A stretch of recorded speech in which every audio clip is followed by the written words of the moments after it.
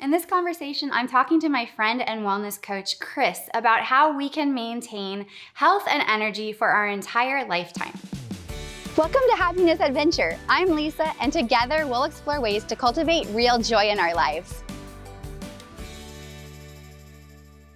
You're an expert in all things fitness and wellness, so I want to talk to you today about fitness for a lifetime. What do you think makes the difference between something that's short-lived and something sustainable over someone's entire lifetime? If you're looking for results, then it has to be a long-term commitment. If you're in it for the short term, you don't literally have the time to get up to speed to have those significant successes. Mm-hmm. It's not a fad, it's not a diet, it's not a plan, it's not a cleanse. It's a process. Mm-hmm. And if you're clear about that up front, you greatly increase the likelihood of success on the back end. People typically have very ambitious goals and they charge right out of the gate. And although we can understand that, taking those big bites and exerting all of that energy up front without pacing yourself often throws people off track.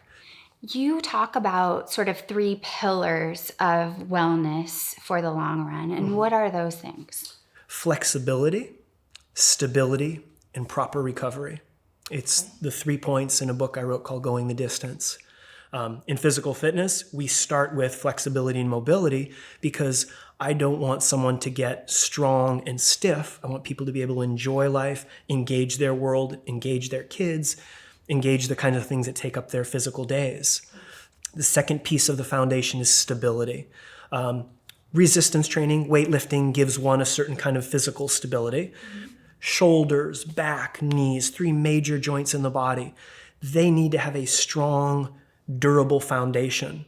So again, not just wild, full body exercises, but instead targeted exercises for those vulnerable or potential weak spots, and then building out into bigger, broader moves.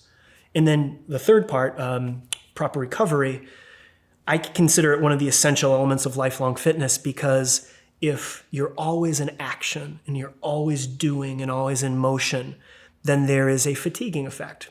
That is 1 part positive, 2 parts setback in that you literally lower your body's tolerance for a lot of things. Challenging it properly and thoroughly and deliberately is important, but then actively taking that time to recover through proper nutrition, through proper sleep and restorative practices, through things like yoga or self-care, massage. These are things that allow you to hammer it out in the gym or on the track or on the bicycle day in and day out. But including those into your recipe gives that perfect blend that allows you to keep doing it week after week. Cris, you have a lot of exposure to different people on various stages of their wellness journey. What kind of interplay do you see between wellness and happiness? I see a direct interplay. When we move physically, there's an orchestra of things that go on inside the body hormonally. And nothing can replace the physiological experience of appropriate movement and exercise. A psychologist friend of mine once said, not exercising is like taking a depressant. Wow. So the opposite is also true. When you move, and it doesn't need to be aggressive movement, but when you move, a plethora of good things happen in your body. And out of that raw physical experience, there is an emotional piece to that. And as that becomes habitual, you start to get a lot of that hormonal activity going on a more regular basis. It literally starts to light up your body and light up your smile and light up your eyes. So it starts to shape and affect other areas of our life. Is it important to find exercise, movement that we enjoy, or does it just come down to barreling through and getting a workout in? If you can find something that you love, the likelihood of success is significantly greater. If you can't find something that you love, finding something that you like will increase the likelihood of success. Mm-hmm. For those people, and I've met many of them over the 30 years I've been helping people, that can't find something they like to do in the movement domain, then you find something you can tolerate because you know that commitment to that particular activity is going to change your life in a profound way. What is one thing someone can do today to improve their wellness?